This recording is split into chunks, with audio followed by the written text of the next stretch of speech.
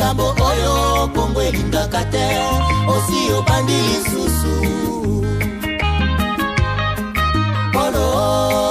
Polo kangaka motema ta mokolo moko olingi kaka se bomengo ya Kongo okokufa Polo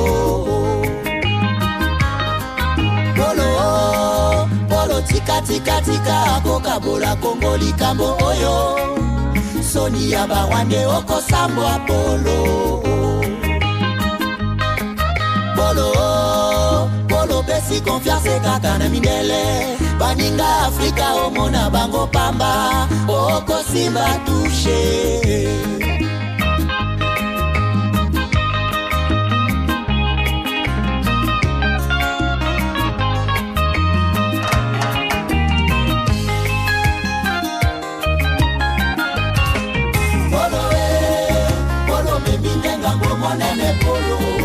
Polo monda keseye biozali bobomi Polo tangisi makila mingi na Kongo Polo zela kanda ya nzambe Polo batamaki tango mulai Nasima barebelo zoi babomengwa Kongo Lelo facha dimisione na kwasa Polo monda teini yako mikolela Polo okosala nitie Polo, n'a bien dit combien de fois Nyo se zala kate a traité, on en a marre Polo lingi konyoko la kaka este Baka bomingo ya bakongole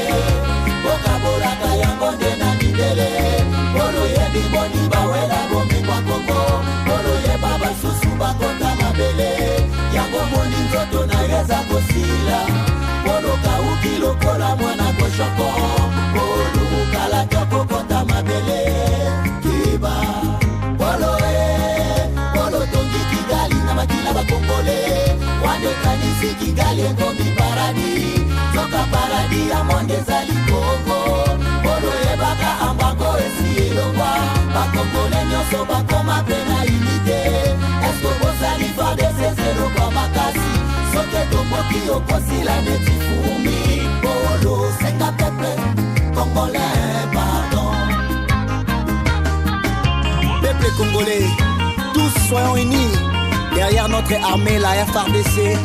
pour pouvoir chasser l'ennemi loin de nous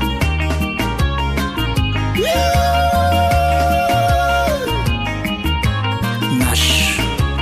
Apollo yo Tata Polo yo Polo yo Tika Kongo Kinya Sanguinero yo Tiko bomisa bato Tata Polo yo Omoni ndengo sambwe Bisi na yote Utemote maya fufu Minere na yote Osinye lango ba kontra Na ba partenaire Bobo rafine Tata Polo yo Omoni ndengo suki Makila ba Congolais Egange pa ya nzambe Tofongoli miso Tokomi eveye Tokotika yote Okobana bozoba